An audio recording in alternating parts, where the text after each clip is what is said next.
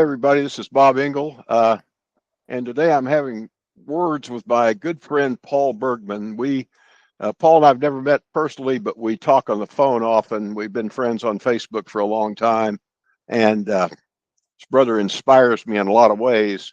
He inspires me enough that I definitely want you to know him, and that's why I have him here. Interesting guy, Paul. We have a connection through Kansas City. Paul, who was an outstanding and much awarded UCLA wide receiver, played and set records in a couple of Rose Bowls for UCLA. Went on to play in the American Football League and ended up with the Kansas City Chiefs and was an outstanding player here. I don't know whether you've heard or not, Paul. Apparently, there was a break-in in the Raiders apparel store at the Las Vegas airport this week. Really? Yeah, it seems as though Raiders fans returned $17,000 worth of apparel. They wanted their money back, right? Yeah, absolutely. And I wanted to record that because that belongs in posterity. That story that belongs there. Paul went on. Go ahead, man. Oh, Bob, just listen. I love you, man, and I just appreciate you. I cognizant of the fact that we've never met, and yet I feel like I know you as well as any dear friend, and you've been a mentor to me. You've been an inspiration to me. You've been a therapist for me many times. But I do find that kind of wonderful that despite having never met in the flesh, that we have developed this incredibly close and warm relationship, and have helped each other through the years. So I just want to thank you for that, and I'm very grateful this kind of technology for that. It can be used for good, it can be used for bad, and we see plenty of the bad. But I do want to state that I'm also grateful for the good that can come from the time and day we live in with this kind of technology. Our relationship shows how powerful the Spirit is. I mean, we've never touched each other physically, and yet we touch each other spiritually every time we connect. And sometimes even when we don't talk, I sense something, or our phone calls will come from a spiritual prompting, and we need to talk, and right. It's a powerful thing. Paul went on and tell us what you did. You came out of pro football, and I loved what you told me one day. You said, it's not like basketball or baseball where you can go do a pickup game. You said you don't call a bunch of guys and say, let's get together this afternoon and kick the shit out of each other. That's exactly right. So you came out of pro football, which is a big deal. You had a very successful career there. But tell me from there forward, how did life transpire for you for a while? Well, it's interesting. Like back to what you were just talking about. Yeah, football ends. It's very abrupt, and it can be very disorienting. You are in this almost paramilitary type organization where you work with a brotherhood and you work with a bunch of teammates, and you have common goals, and you put in the sweat equity. You sacrifice together, and there was something very winsome to me. It really spoke to my spirit to be a part of a team. And I love team sports. I love sports in general, and not just football. I encourage kids to get involved in any type of sport that they find enjoyable, and whether it be an individual sport or a team sport. There's so many metaphors for life in that, and they're all true. But when it ended, for me, like many, it was over. And like you said, you don't pick up the pads on a weekend and say, let's go play. You can do that for many other sports: tennis, golf, basketball, baseball. You go, I see guys after they retire keep playing in different types of forms and leagues, and that was disorienting. And in that sense, I had this, and it was a beautiful thing. This very simple faith and belief, a theist belief, that was given to me by my mother. But I wasn't churched, and I wasn't well versed. Whatever I knew about Jesus and the Bible, I knew from movies. I love movies. To this day, I can't get a big enough TV. Kathy keeps hey, they just came out with an 80-inch, you know. She's like, please, like, oh, I love the medium of film. So for me, those movies, whether it was Cecil B. DeMille's Ten Commandments, or if it was Victor Mature in The Robe, or the multiple Jesus movies, Max von Sydow, The Greatest Story Ever Told, or Jeffrey Hunter in King of Kings, or Robert Powell in Jesus of Nazareth. I mean, I watched those films and I got the narrative, and it was the 60s as well. And that was the time of the Jesus movement. And I have a sister that I love and I'm so close to. She's 10 years older than me. And she was a hippie and I was in her hip pocket, but there was a lot of identity with the Jesus way of being a minimalist and sharing and love. You know, that got obviously mixed up with a lot of other stuff that wasn't so great, but that still resonated with me. And when I watched those movies about Jesus, what I saw was this incredible zealot for good. The people he touched, he healed. The love, the grace, the forgiveness, the gentle walk upon the earth. And as much during those raucous 60s, I remember very vividly his calling out the powers, whether religious or political, calling out greed and militarism, and showing us a different way of life. That resonated with me as a kid. So I was a fan of Jesus, but I wasn't in any kind of way what you would call like, hey, a church-going Christian. And after football and during football, I started going to chapel programs on Sundays, because when we were playing, we couldn't go to church if you wanted to on a Sunday. We played Sundays, but they had a chapel program, and I started going, probably as much for good luck, like, Yeah. hey, I'm going to go and toss up a few prayers, Yeah, I did a lot of praying when we would play USC. I'd be praying to God, miss the field goal, make the field goal, whatever. So I would go to those, but I enjoyed the speakers and what have you, and enjoyed the guys that I knew that went there. But I wouldn't have identified myself as some sort of I'm a evangelical Christian, not at all. But after football ended, I started to go to church. My wife and I had been married for 4 years now, right after college, and I had a 4-year career, and the career ended, and I said, hey, it'd be a good idea to start going to church. So we started. I had no idea what that meant. Honestly, I was looking to belong. I was looking, somehow there was this void in me when football left, and I found that void filled in church, in going to church. And honestly, I say this truthfully, I could have gone anywhere. I could have gone into anything. I think I was vulnerable, like a lot of people are. And when we think of the cultic involvement, I mean, I don't know, and I include in that sense Christianity. I could have got involved in anything, and I happened to get involved in a church. Had no idea about theology, but it was a 5-point Calvinist fundamentalist church, Dutch Reformed theology, and that took me on a journey. I got immersed, and as I look back at it, and I make no judgment of anybody else. I'm talking about me, my journey. That didn't make me into a better person. I loved it. I fell in love with it, and I was able to devour the theology and the talking points and win the arguments. And pretty soon, I was sure that I had the truth, I had the knowledge, we had the truth, we had the knowledge, and everybody else was in error. And there was a heaven and a hell, and I'm going to heaven. And if you don't believe the way I believe, you're going to hell. And I embraced that. And I'm sad to say that didn't make me a better person. In fact, I had a very destructive view with that theology.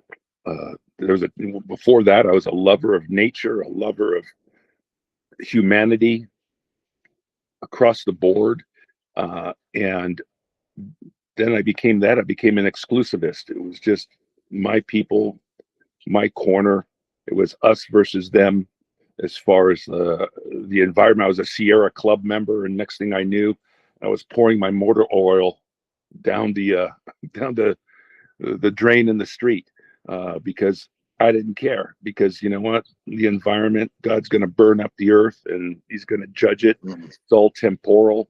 There's no reason to be an environmentalist. If you're an environmentalist, you're a pagan, and you're worshiping the earth, and you're and I would attack those things, and I was in that vein for a long time. Unfortunately, that's what got me ultimately into ministry, right? And so I was like, hey man, I want to really work for God, and I entered into ministry, and I'm not going to name names, but it was a super fundamentalist ministry, and I fit in, and I very quickly became a in demand speaker, and began to tour across the country and speak. And at that point, my theology was attacking anything that wasn't me. So I attacked the public education. I attacked the LGBTQ community. I attacked the Catholic community. I attacked other Christian communities. I was on the attack, and I was good at it. And those that loved me a lot. And I kind of became this rising star. And then I had a breakdown along the way, and that began my deconstruction. And I'm What glad for that. what what triggered your breakdown? Was there a single thing uh, that said, "Wait a minute, I haven't got this right"? Yeah, my mom, who I might have mentioned to you at some point, maybe before we were recording, my mom instilled in me this very um, simple theistic faith. She had a love for Jesus. She never went to church. Uh, my parents were immigrants. I was the firstborn here, language barrier. My mom never had a driver's license in her life, but she had this incredible love and grace about her, and and she had this faith, and it meant something to me. My mom was amazing. When I became a fundamentalist, all of a sudden I realized my mom was all wrong, and that she in fact was going to hell, and that what she was spreading was heresy. There was a cognitive dissonance for me that always remained, even if no matter how I tried to bury it under more theology, uh, of my mom, the most wonderful person I've ever known in my life, is going to hell because she doesn't think the way I do. And for that matter, that continued to rear its head. I mean, we had an outreach to Catholics because they were all going to hell. And I used my sports platform and background to try to, in a very shady sense, much a bait and switch, try to evangelize Catholic communities. And sometimes I do that with them inviting me right into their homes and staying with them. And a few times I stayed in monasteries with Catholic orders while I was doing my speaking engagements and tours. And again, there I rubbed up against some people that were just salt of the earth and spiritual now. And literally people who had faith in Christ, but they didn't have the right faith in Christ. And people who literally gave the shirt off their back and the shoes off their feet to address the poor and the needy, people that really were living very much like the Jesus I remembered in the movies. And yet I had them assigned to hell. And that again was this cognitive dissonance that always stuck with me. And then a board member, because on our very conservative board, but this guy was more progressive. He was incredibly progressive. He was a wonderful guy, Bob O'Toole. And Bob, you remind me of him. He and his wife Linda May, Kathy and I were just really bonding with them, and we became very close, and they became almost like grandparents to us. But Bob was always the nail that was popping up in the board, you know. Yeah, And I yeah. love that. He was always, yeah, what about this though? You know, and I loved that. And then he handed me a book by Brennan Manning Mm. called The Ragamuffin Gospel. That, And I had been reading, I had been before that a big John MacArthur acolyte. If you know MacArthur, you know what I'm talking about. Absolutely. And then I got introduced to a guy, Dr. Ryrie, the Ryrie Study Bible. You might know he's from Dallas Theological Seminary, and Dr. Ryrie and I really hit it off, and he was one of our mentors that would come on at conventions and for teaching sessions, and he wrote a counter book to MacArthur's book. MacArthur's book was The Gospel According to Jesus, and was very much steeped in lordship salvation. In other words, you're not saved. You can really question your salvation if you're not doing all these things. And he got accused of works-oriented gospel, and there was a lot of stuff about it. But Ryrie answered with a book called So Great a Salvation. And it was really emphasizing the grace of God. And I thought, this is really wonderful. Chuck Swindoll got involved at the time too. He wrote a book called Grace Awakening, and I read that. And the grace of God began to really seep into my bones. And that's when I was introduced by Bob O'Toole to Brennan Manning and his writings. And I was fascinated. I remember reading the Ragamuffin Gospel, looking in the mirror and going like, dude, you are a fraud. You are a pride-filled know-it-all. You are the antithesis of what the gospel really is. And I cracked right there, and that just continued. I ultimately left that ministry and was there for a decade, and then I went and took the pastorate at the church that I pastored for 23 years here in Ojai, and that I took that pastorate, and that we intersected at a time that we thought, it wasn't their fault, it wasn't my fault. We were just intersecting at a time that they thought I would be the right fit for them, and but I was in a phase of deconstruction, and at the same time, I could say in many ways, I believe, speaking of myself, that I was evolving as well. And so the 20 plus years here were very difficult because I continued to change. That wasn't their fault, but that the theological changes that took place during those 20 years were up front in front of everybody, and so my deconstruction was public, and I began to do things in the church that were either embraced or hated. Our church was super, again, no women in leadership, no women on the elder board, no women allowed to teach. Women weren't even allowed to serve communion, and I made it egalitarian and had equal representation of women on the board. Gave them full rights to teach, serve communion, and like I said, that was either embraced or hated. We went to the place with the LGBTQ community with like, listen, you're not just welcome, and we're not just hating the sin and loving the sinner. We're loving you just the way you are.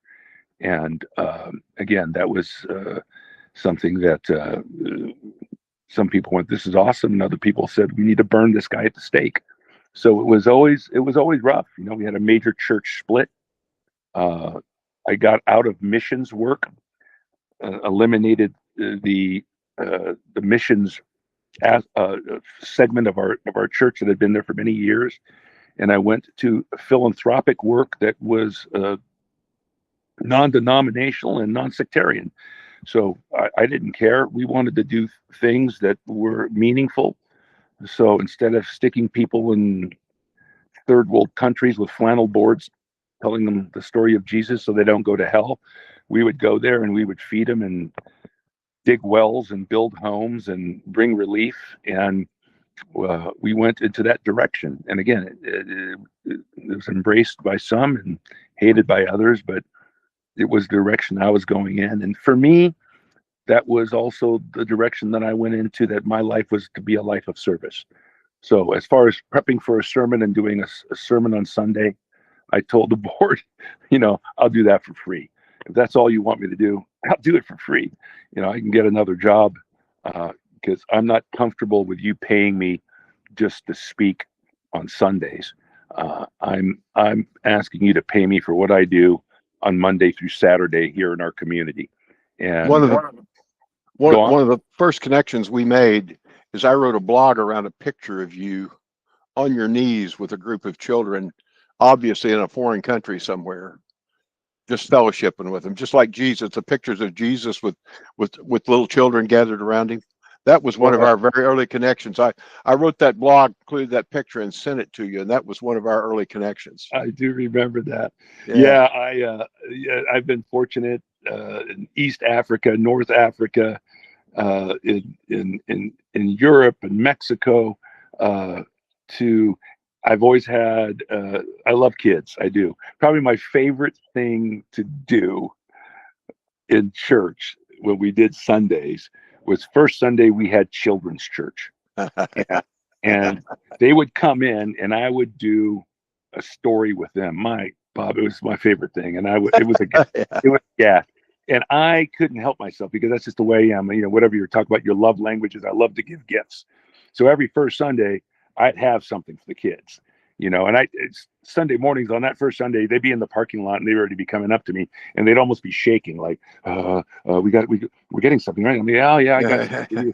And it would always relate to whatever the story was. And it was pretty, in some ways it was pretty edgy, but it was fun. We had a lot of fun. Like it's Halloween now, right? So I just think of during that time, I had a children's story and I talked about Jesus and I was talking about what Jesus told us about sin. And if our eye causes us to sin, gouge it out. If our hand causes us to sin, chop it off. And I asked him, do you think Jesus really means we need to be pulling our eyeballs out? And the kids are like, no. I mean, yeah, see, sometimes Jesus exaggerates. Rabbis would exaggerate. You have your mom ever say, you do that again, you're going to be grounded forever? Do you think she's going to really ground you forever? No. Now you got it. So you can't. So I say, like, you can't always take what you read in the Bible literally. Little heresy there, buddy. Yeah. You see the folks like, yeah. He's kind of right though, right? And then what did I hand out? Eyeballs and severed hands that I got at the Halloween store. What's that for? Oh, Pastor Paul told us that Jesus told us to cut off our hand, but he didn't really mean it. But I loved those kids, and around the world I got to do that, and I still love that. It's fun. I enjoyed that. Someone on a call I was on recently quoted someone else, and for the life of me, I can't get the name to come up. But they said if the you of 10 years ago doesn't think the you of now is a heretic, you're not growing spiritually. Wow, carve that on stone, man. Yeah, I can look at that through my 30 plus years of vocational ministry and look like, wow, here I was this person, here I was not that person. Here I was that person, but then here I was not that person, and just go right down the line. And that's okay, and that's just my story. Maybe that's just your story. Other people are the same way. I knew them 30 years ago and still in the same place. And that's where they fit. That's where they're comfortable. And I get that. I mean, sometimes I'm jealous because a lot of the things that I believed early on were comfortable. I mean, they made me, it's nice to feel like you're right, that you know it all, that you've got the truth locked down, that it's in and out, black and white, and I'm in the in, and that there's security there. But once that began to fracture for me, there's a lot of it's not as secure anymore, and with that can come some existential despair, and I went through that. Being hands-on in the ministry the way that I became, I dealt with so much trauma, so many people that were traumatized, and that trauma spilt over onto me, man. And waxing with, eloquent with little cliches of God's got a plan and God is in control and God doesn't let anything happen to you that you can't handle, and God, needed this person to be an angel, and that stuff wasn't flying with me anymore. It was the hurting part and hurting people, and and and and and the existential despair that comes with that, because I live in that moment. I live in that crisis today. I mean, there's a lot of bad stuff going on in the world right now, and I'm a person who has theologically come to a place that I don't believe in hell in a literal sense of eternal conscious torment at all, but I do believe in hell in the sense of it's all around me. There's hells all around me and people in hell all around me, and I'm not looking.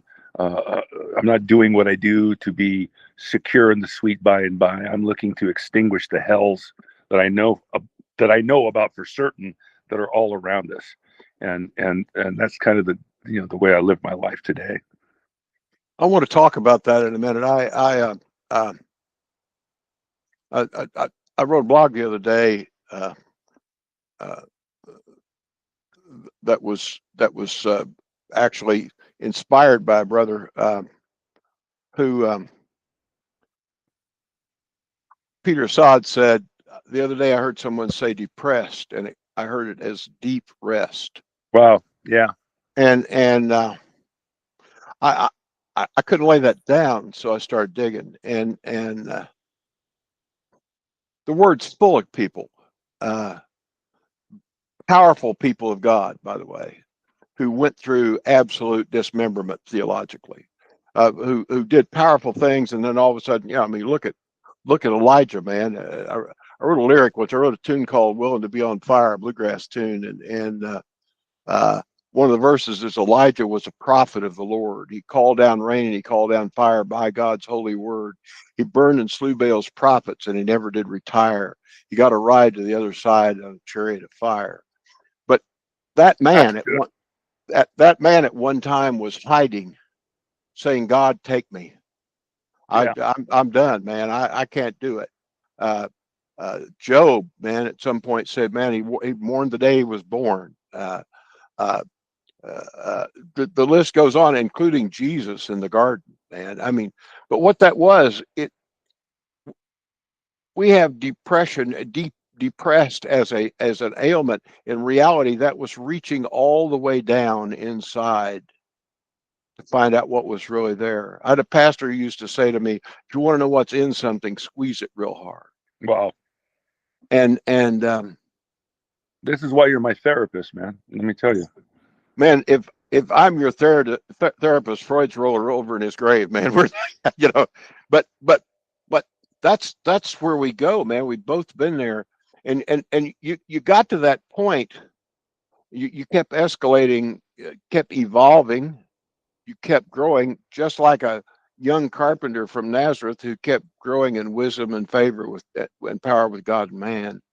You kept growing, and where did it take you, man? yeah, it in some ways, it took me to the end of myself. Yeah. I depression is something that I do a lot of support, counsel with people, again, especially those that can't afford it anywhere else. As I know, there are great professionals out there, but not everybody can get a hold of one. So I do a lot of that for people, and I'm a touchstone for a lot of people that are really struggling with depression. And I think I'm good at it for one reason, because I've experienced it. Yeah. And I walk the line with it almost on a daily basis. There was a time where my heart, which is, I don't want to say that this is because I became a Christian. I think this was who I was because of who my mom was, and she had, and I love my dad. Don't get me wrong, my dad, but my mom was that person that gave me the sensitivities that I think I carry in my heart today, because she had them. And so I always had a heart for those that were marginalized, those that were on the fringe. And I recognized that in the Jesus movies. I was like, that's something that drew me, that was winsome to me about Jesus, was he was always going to those that were on the fringe and those that were hurting. So I was always drawn to that. And then my ministry, I was drawn to that when I was speaking to teenagers in high schools across the country early on. Our ministry was primarily to get check marks of salvation, Yeah. on a card, right? And somewhere along the line, I was done with that. I wasn't looking for check marks so that we could say we had this many people, who came to Christ, and then we could ask our donors to give more money so we could have more people who could come to Christ. I had an audience with hundreds, thousands, ultimately over my career there, over 1 million young people. And for me, I'm like, you know what? For me, it's not about praying. It's about meeting needs now. So I'd have the kids, I'd give them an opportunity to talk to me, to write to me on that card and tell me how they're doing or what they're going through. And so often I would have kids opening up about that they were on the brink, that they were thinking about suicide, that they were self-harming, that they were being abused. And that's where I spent my time with principals and with counselors in identifying these kids that are in trouble and getting them help. I adopted a 800 suicide hotline in my presentations. I corresponded, gave my address, and had correspondence with kids, all teens all across America, and answering their questions. And this is what it was about. It wasn't about. And funny enough, I remember with that, my board of that ministry, we would do our reports, and I'd be writing reports about like all these amazing breakthroughs of kids that were just on the brink, who were just talked off the ledge, where we had interventions, where we had incredible things happen that were about to be disasters. And and I remember the board be go, yeah, but how many people got saved? Yeah. Well, I don't know. Some of these kids didn't kill themselves or get an AR-15 and walk into a school. So how many people got saved? Yeah, I mean, in real life, how many people got saved? It's so true. It's a whole different looking at things, and that was in me. But and you would know that whether you're in law enforcement or you're a paramedic. I mean, you see a lot of trauma. It starts to get into you, and then everything I went through in the church here over the 20 years, with all the I went through heresy trials, and the institutional church, the creeds meant less and less to me. The seminal organic movement of Jesus and his work is what I was looking at and trying to emulate in what I was doing, and being with people. And that ultimately led me, COVID hit, and COVID was disastrous for me. Although I brought the church to a place where the leadership that was there, that we had this amazing campus, and I didn't want an amazing campus. I wanted to be doing amazing things on the streets. And I submitted a proposal to sell the whole church, and 7 figures, and to take that money and put it into a trust that would fuel us, because we could meet for a penny on the dollar anywhere, in the park, in our homes, and then we could use that money to really help people. And we did. We ended up selling it. And then COVID hit, ironically. And when COVID hit, it was a lockdown, and that was very difficult for me. And the political climate was killing me too. The things that I saw happening, and the trends that I saw that were happening in evangelical Christianity, is politicization, the direction that we were going, the callousness, the swap of compassion and empathy and sharing for greed and malice and bigotry. It drove me nuts, man. And I lost my mind, and I really almost lost my life. And my family did several interventions with me during that period, but I was really spiraling in clinical grips of deep depression. And then I got some help. I got a therapist. A good friend of mine, Rob Bell, was a big help in my life too. And Rob Bell was also part of the problem, because Rob Bell wrote a book called Love Wins. Yeah. it was the book that I was like, oh my God, this is the book I would, if I had the skill and talent, I would have written this book, because it says more, and it's about that thick, you know. And it's just, changed all of us, man. it did. It was just yeah. Jesus that I was like, this intrinsically that I always knew was there, and this is the real life, living spirit and gospel. It is really good news, and that's what we need to bring. We need to make people aware of the good news, not terrify them or cause them, scare them into something. Let the love of the actual message draw people to. And so that was a big book too in my life. And Rob and I became friends, and he left his church and ministry, and I left mine, and I had to get out, and I did, and I was still in big trouble, and I was hooked up with a therapist who did some incredible work in psychotherapy with alternative medicines. That worked for me. I'm a believer, whatever works, and I had tried traditional pharmaceutical antidepressants.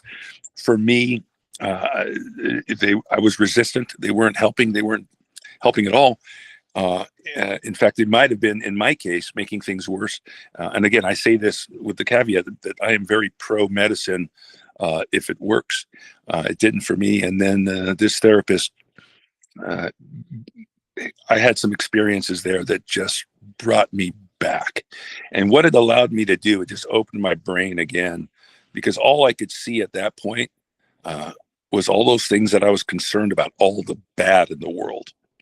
That's all I could see. That's depression. That's just tunnel vision. I couldn't enjoy or feel any of the good. And this therapy brought me back to the center. It's not like a therapy that made me just see, oh my God, everything's wonderful and beautiful, because that's not reality either. It's the fact that they both are side by side, the good and the bad, the gruesome and the ugly, and the beautiful and memorable. And that's how I navigate life. And that's why I can enjoy things and love to enjoy things.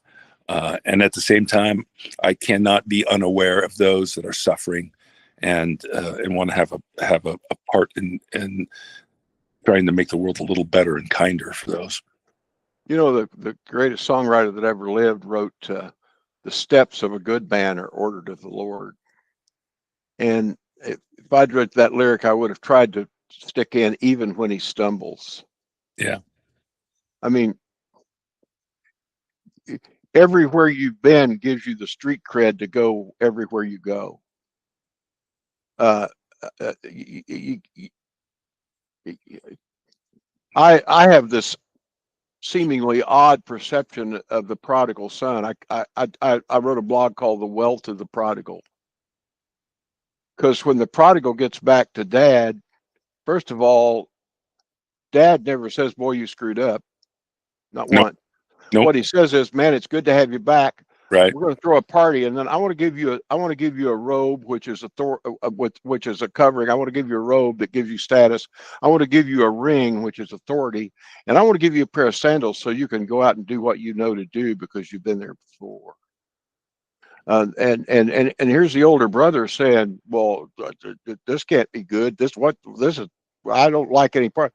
See, the older brother didn't get it because he doesn't know what's really going on. Right. He's in the shelter of the farm. But Right. I love your campus story, and you've told me enough. I'm going to pop a couple of things in. You sold your campus to a school Yeah, great school. who Yeah, turned around and said, "Oh, by the way, guys, if you want to meet, we're not using the building on Sundays." true. I mean, Yeah, what a deal! But something that you really had a grip on when Jesus said, "Come follow me, man." It's pretty hard to follow an itinerant rabbi around dragging $1 million building. right. It- And there's purposes for buildings, and I get that. I'm yeah, not anti-building. It just wasn't working for us. We were working for it. It was driving me crazy that I'd be spending, I'd give $500 to help someone get into a halfway house for sober living, to get their life started for a month, and then I'm spending 5,000 on a leak on the lower field. I couldn't. Wow, that was just like, no. I want to build homes in Mexico for homeless families, and I could do that for $5,000, but we're going to re-roof here for 50,000 on one of our buildings. I just couldn't do that. It was driving me nuts. So that was for me. And there's a lot of good things you can do with a building. I wasn't able to. One of the things that drove me crazy is that, again, in this sense, here we are a church, and yet we were under a conditional use permit by the county. So I'm always bumping my head against the county about everything I want to do, whether running the homeless shelter, wanting to make a skate park for kids, or wanting to, whatever it was, good things for the community.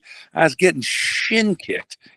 Talk about separation of church and state. Man, the state was kicking the hell out of me with every good thing I ever wanted to do, with our piece of ground. Now, if I could have done all those things, then I would have probably advocated to keep the building. But for us, it was just like many churches around here. Before I did it, I drove around all the churches in the community here, and I just drove around from Monday to Saturday, and basically what I saw was empty parking lots everywhere. The ground's just sitting there. And then on Sundays, or on a Wednesday night, you might see a few cars for the Bible study or something. I'm not trying to be critical. I'm just saying, this is God. well, the real example we had is in Acts 2. Jesus said, "Go to the building, go get gathered up, guys, and wait till the Holy Spirit shows up." That's mom, by the way, if we want to attach gender here. That's, but go to the Holy, go and wait. And they did. And on the 40th day, when Pentecost had finally come, a couple things happened. Says there was a sound like a mighty rushing wind. I asked the Lord one time, I said, "Okay, what you really saying there?" And he said, "I'm getting ready to blow their minds." And then I said, "Okay, well, what about this tongues of fire on their head?" And what I got was, well, that's like a pre-GE light bulb. It's like, oh, I get it, And what did they do? They did a very smart thing, by the way. When you've got fire and wind in a building, they exited the building. Yeah. And they never went back, bro. Right. They never went back. See, your congregation and my congregation, our campus is a street, man. Yeah. I say often, and I'll say again, I think one of the great inspirational hymns of all time is the Doobies taking it to the street. I love it. That was, yeah. I got that T-shirt. That was our thing. Ojai Valley Community Church, OVCC, taking it to the streets, was a shirt that we wore during that time. Yeah, it was really awesome. Yeah. And that's precisely what Jesus did. And every time he tried to hook up, when he went back to what I call First Baptist of Nazareth and gave his personal testimony, they tried to kill him. Yeah. Yeah. So the most effective ministry I was ever involved in was on Monday nights at the most popular brew pub in Kansas City. Well, sure. Absolutely. No Bible, no agenda. I just showed up. Yeah. Sometimes it was me and one other people, and sometimes it was a 12 top table. And we talked sometimes for hours, and I'd say to the server, "Man, we're taking your table. Let us know when you need." "Oh, no. We like serving your table." Now, we were decent tippers and we ordered food, but we didn't turn that table over 3 or 4 times. But that spirit was there. And there's no shortage of empty, warm, dry space on Sundays if you want to meet. God, I know. I had this recurring dream during this period, even leading up to it. It was a wonderful dream. I remember. I don't remember most of my dreams. I remember this one fairly vividly, and it was simply that there was this one building. It was a church type building, but it was also a building that was used by everybody in the community.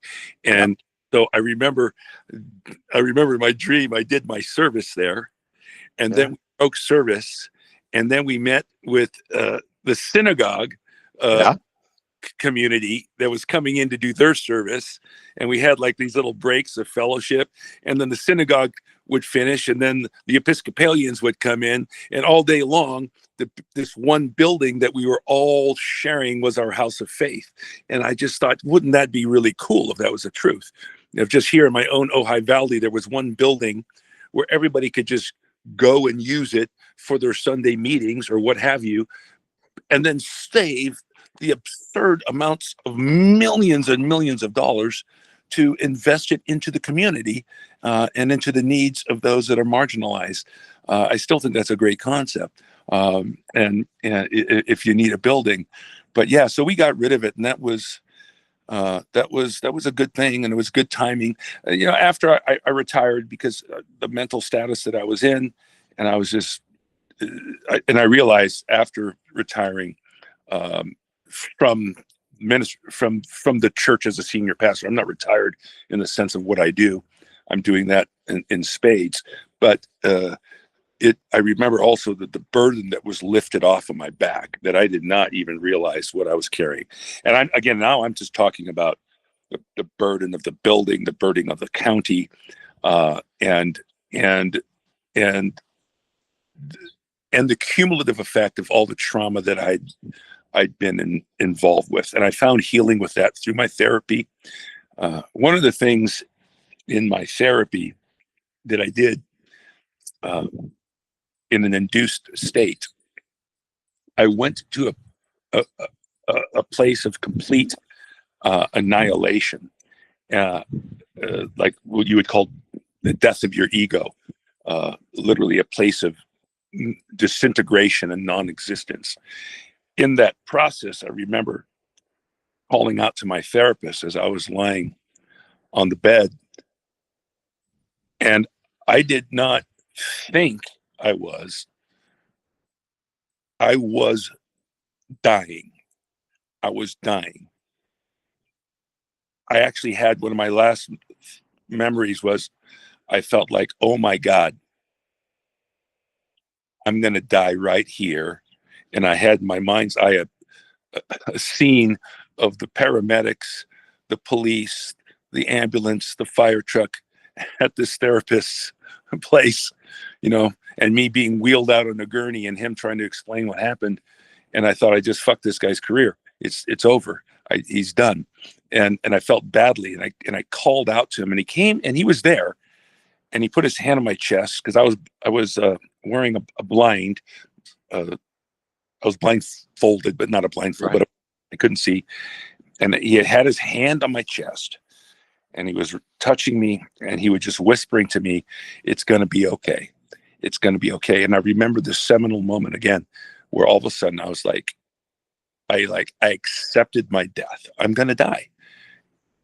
And all of a sudden I was like, and it is okay. It's all going to be okay. For those I leave behind, and for me here, it's going to be okay. And I calmed way down, and I disappeared, and then I reappeared, and then we talked about my experience, and he said, look, I'm not surprised at all that your experience was all about death, because all you've been talking to me about is all the death that you've been immersed in with your congregation and people in the community, and from murders and suicides and overdoses and cancer and car accidents, all the calls in the middle of the night that you received through the decades. He goes, it's not surprising that your experience was this. And I said, yeah, but what did you learn? I said, I learned it was okay. And then I told him, and here's the thing that I'm taking away, is that in all the times I was in that space, shared space with somebody who was dying. This is countless times that I was there when that person was exiting, transitioning, taking their last breath, as I've heard so many times, that last exhale. I would be holding a person. I'd be rubbing them and whispering in their ear that it's going to be okay, that I'm right here, that we're all with you, that we're all coming along. We're right there with you.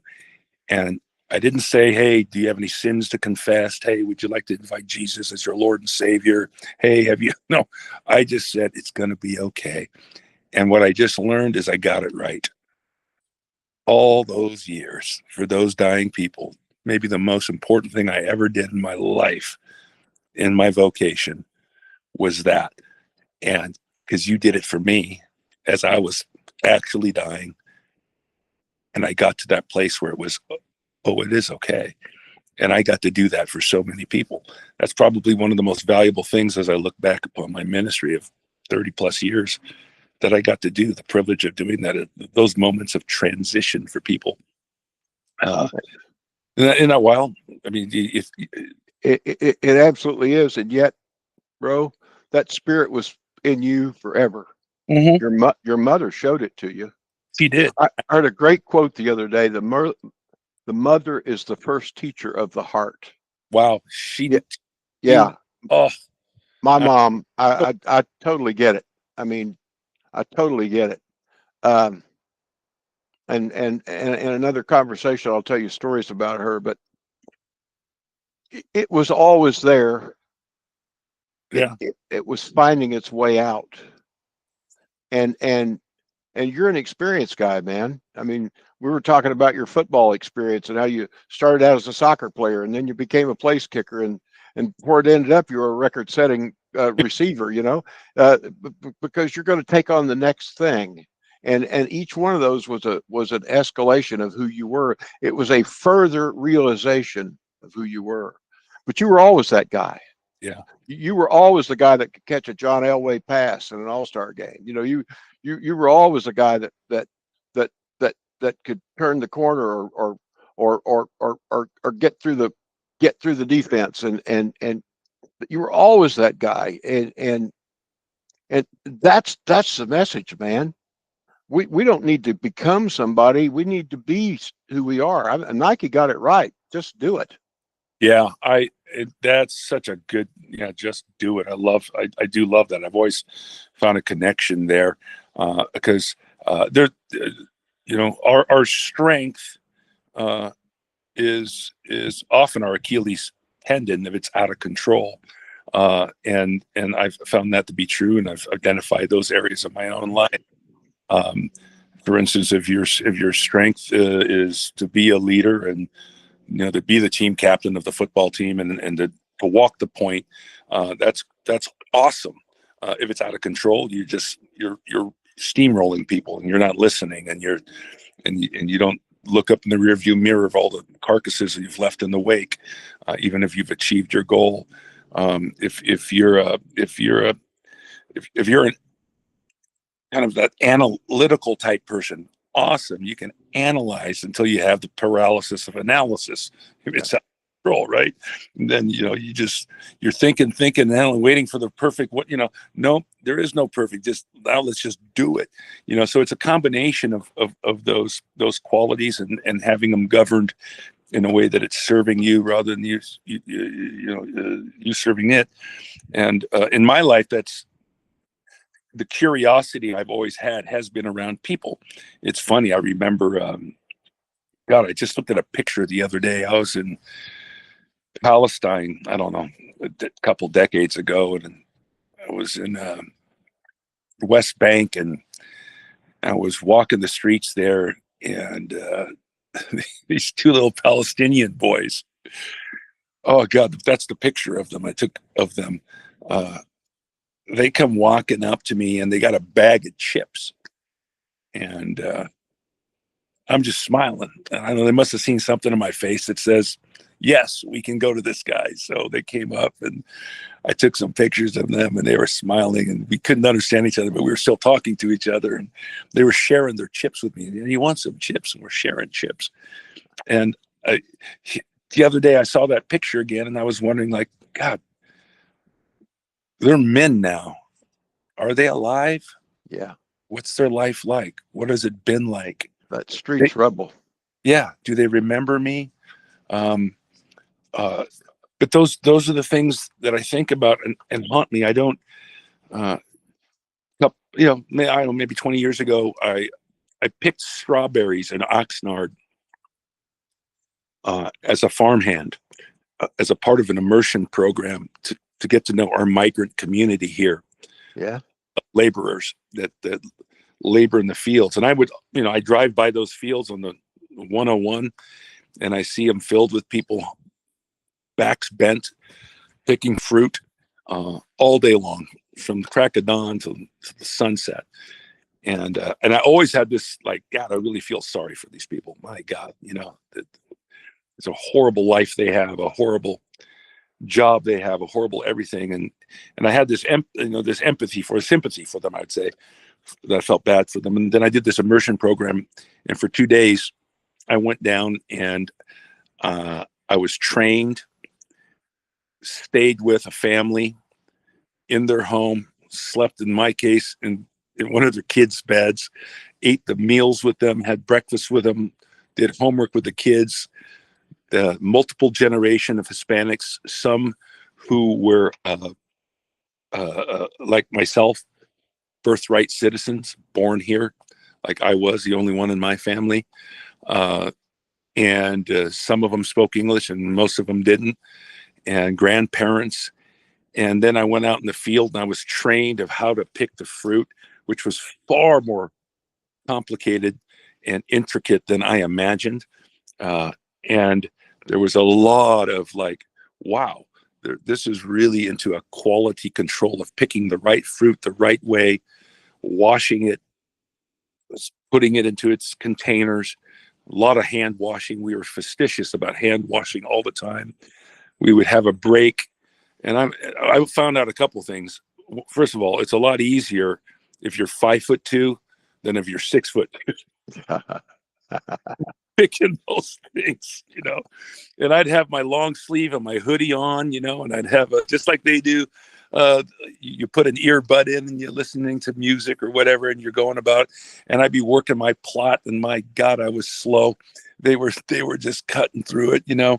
And then we'd break, you know, we have breaks, and at the breaks we'd hang out, and then we have a communal lunch break every that's what they do. And these communal lunch breaks were just awesome. There was laughter and talking and sharing and eating food, and then wash, and then go back to work. And there was something, dude, the word I can say it, there was something so noble about the experience. Wait a minute.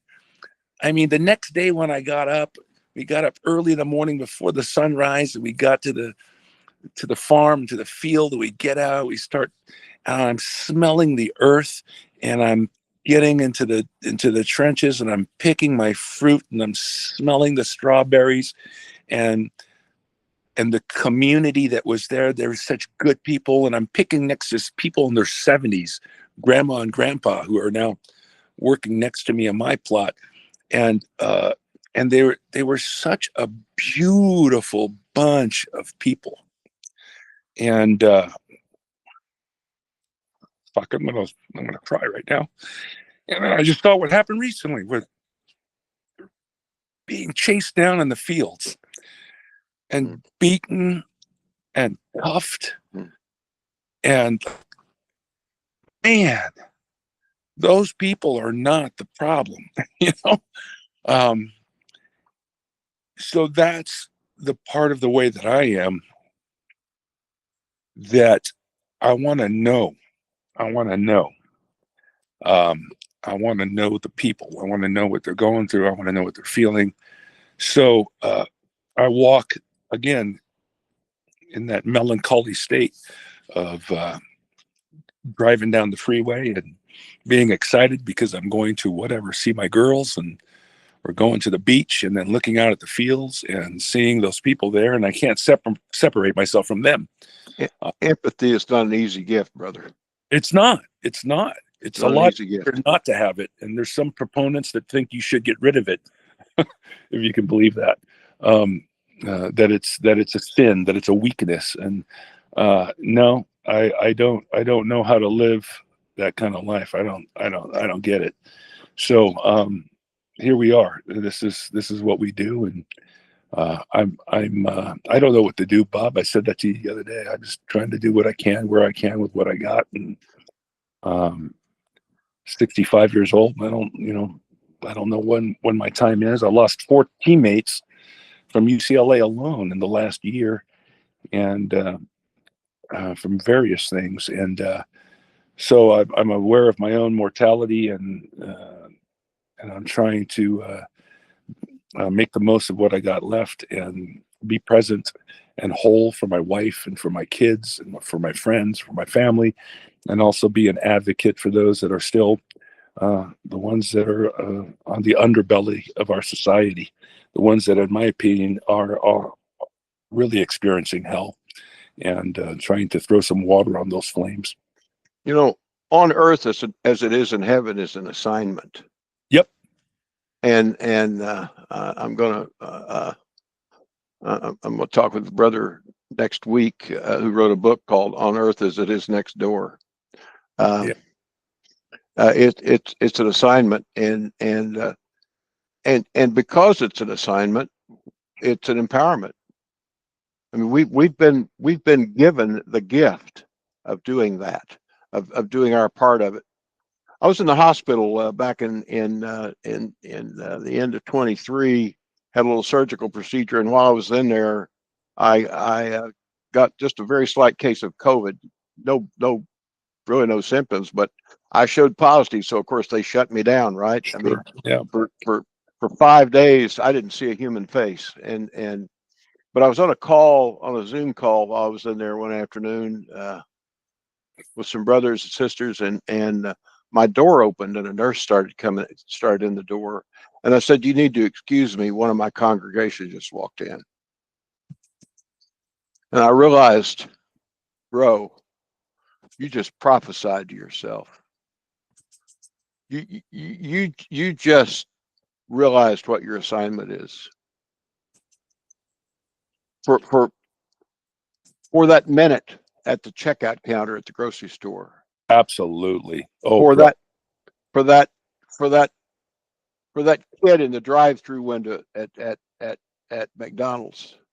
For that that person that that that meets you at the desk for information at the hospital or wherever, the server that comes to you at a restaurant. For that, you're not trying to get some organization and get numbers on a page. God's got all the numbers handled, man. He wrote a book about it. He's got that handled. But for that moment, whoever that next person is that that that your righteously ordered steps that put you in front of, for that moment, that person's your congregation. And that doesn't imply that you tell them something and demand something of them. That that that is the opportunity for you to do what a true shepherd does, and that is just make sure whatever you do makes their life a little better, a little safer, a little clearer. It's so simple and so profound and so beautiful to have just that moment. Yeah. It can be as simple as looking, as I intentionally do in a drive-through. I'm getting a look at that person in the window, in the eyeballs, and we connect and smile and thank them and tell them to have a great day or a great weekend, and knowing that they know that I actually mean it. And you see people light up like light bulbs, just to have that moment. And it's priceless to me, and so simple to do that. And you never know. I read a story recently, a valid story. There was a great tent preacher, John someone, and his name doesn't come to my mind, but he was having a tent revival down in the Carolinas back in the 30s. And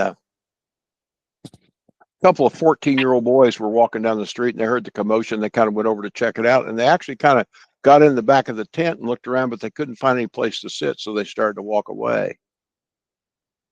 And an usher saw them, and he went and stopped them. He said, "Boys, I saw you were interested. Come back. We'll get you a chair. We'll get you a seat."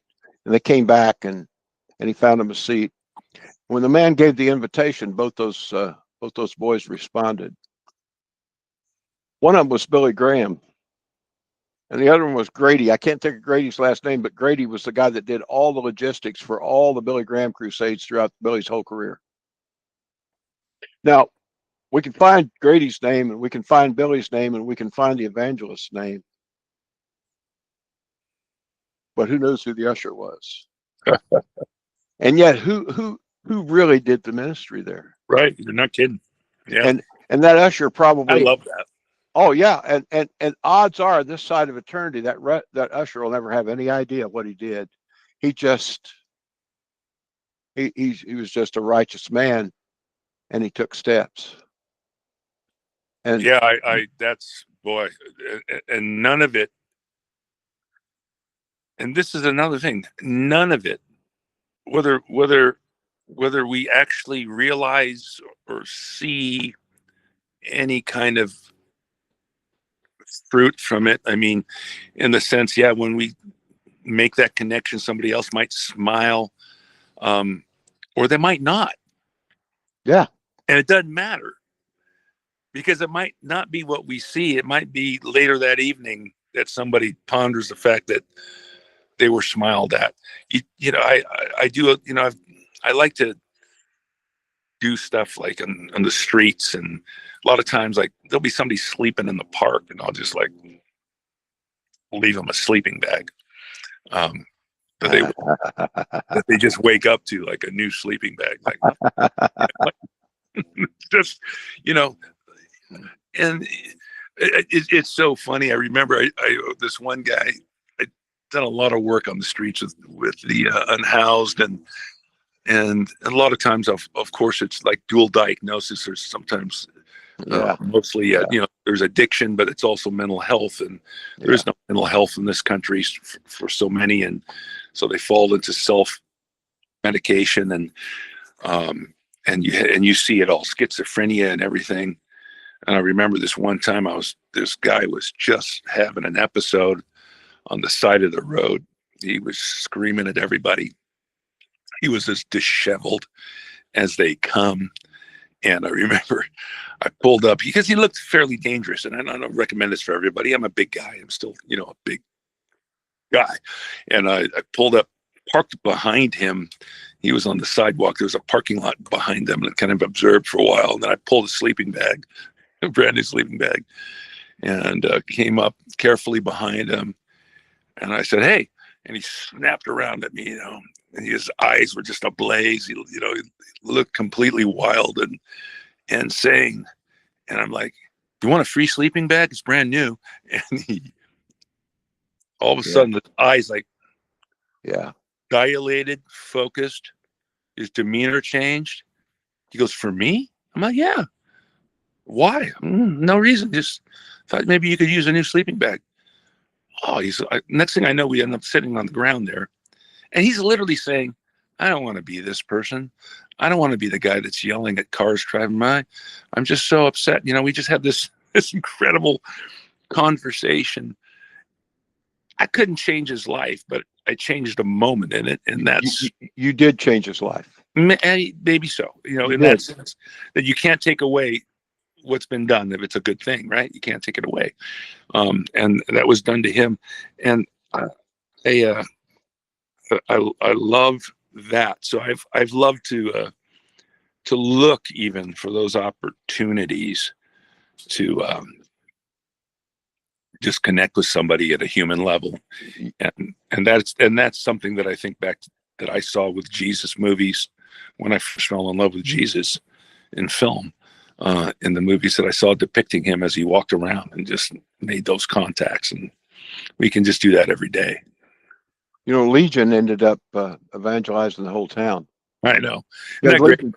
Yeah, he said, "Man, let me go with you, Lord." And the Lord said, "No, man, you got what you need. You just hang here."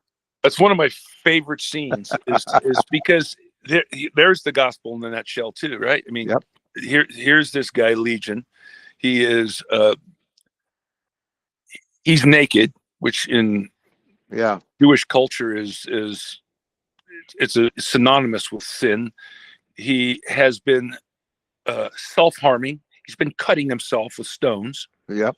He's covered in blood. Blood is unclean, right? Yep. He's living where? Amongst the dead in the tombs, unclean. This guy Yes. is like the epitome of everything possibly unclean, and he's demon possessed, right? He's out of his mind. He's been wreaking havoc and breaking chains. And Jesus approaches and he throws himself at Jesus. And what does Jesus do? He heals him. He just heals them. He doesn't say, here's what you need to do. You need to do this, Yep. this, and that. You need to Yep. repent first. You need to now start in the Bible study, and then you got to memorize the Word of God, and then you got to go. No, there was nothing. It was 100% Jesus doing it all. He healed him Yeah. from all his infliction and infirmities. And what does the guy do? What's the first thing he wants to do? Sit at his feet. What's the next thing he wants to do? Follow him. It's just, he wasn't asked to, he wasn't told to. It's just what he did. I'm in my right mind. That's what they said, right? He was found in his right mind. This is why I'm a universalist. Yeah. Because I believe all of us, from one degree to the other, whether it's Paul Bergmann or Adolf Hitler, we all have our moments where we are out of our minds at times, or completely out of our minds to the bitter end. So people say, can Hitler be in heaven? Well, not the version that we know of him, but maybe the version that God saw in him when he was just an infant, before he was abused as a child. The image of God in him that was supposed to be, that never got to be, because of infirmity, because of mental health issues, because of what he suffered and was inflicted upon him, and what he inflicted upon himself and then inflicted upon a world. No, not that, but the intention. So the cleansed in his right mind. And then what does that person do in their right mind? They want to sit at his feet and they want to follow him. I was on a call. Go ahead. Sometimes following is staying right where you're at, right? Exactly. He's like, I want to get in the boat. He's like, no. Stay here. Tell everybody what I did. On a call with Paul Young sometime back, and Paul said he was talking about how he'll say people you're included. He said I'll go in prison yards. He loves to go to prisons. I do too, and I do too. And I know you do. And he'll say you're included, and the guy will say, what are you talking about? So you're included in the kingdom of God. And immediately the guy will start telling him, well, I can't be included because I've done this and this, Yep. and this and this and this and this. And it occurred to me, and I reached out to Paul later and I said, the word says if we confess our sins, he's faithful and just to forgive our sins and cleanse us of all unrighteousness. When they start telling you why they aren't qualified, bro, they're taking a righteousness bath. Yep. They're literally, you can't get away from this. If being a universalist turns you off, folks, you haven't got the story yet. You haven't got the story yet. Yep, because God so loves the world is pretty freaking universal, man. And as Adam spread to all, so did Jesus. Yep. Forgiveness and righteousness spread to all too. And when it all is consummated, well, that is the fulfillment of all things, and that is a finished work. And that's why I do believe, whether I'm right or wrong, I could be wrong, but I like the wrong that I'm following then, because book 1, chapter 1, and God made man in his own image. Yeah. Our DNA, Michael Heidel says, our DNA is our divine nature attribute. That being made in the image, that DNA does not go away, man. No. It may be covered and it's been layered over, and one of its problems is people have stood in bully pulpits with crosses behind them to give them authority and told people they don't have it, that they have to do something to get it. But it was in us but before the foundations of the earth. Yeah. And And what happened with Legion, and what happened over and over and over again, and what happened with you and me, is the Lord has chosen to let us realize, to whatever extent we've achieved it up to this point, who we really are. Yeah. And that's a pretty good place to be. Man, we've covered a bunch of stuff. Yeah, that's a good place to land it, I think. Honestly, for now. Anyways, we'll pick it up some other time if you want. But I can't even tell you how much I appreciate you, love you, and how much you help my spirit, my mind, and that effect pours out over my own family too. So you need to know that the good you do to me comes through me and hits a lot of other people. And I love you, Bob Engel, and appreciate you, and I'm grateful for your friendship. That's two ways, bro. And you know, I end every business call, every personal call, every interaction with be blessed. I am. And you are blessed, and I and I am blessed. You know, my my email address is I am Bingle, man. I mean, we contain that same spirit that raised Jesus from the dead, and we are authorized and anointed and given the privilege of pouring that spirit out on everybody we run into, or on our whole congregation, bro. Yeah. On our whole congregation. Man, thank you for your time. Love you, Bob. More important, thanks for being Paul Bergmann, bro. And thanks for being Bob Engel, my friend. I will end our recording now. And again, thanks for your time, brother. Sure.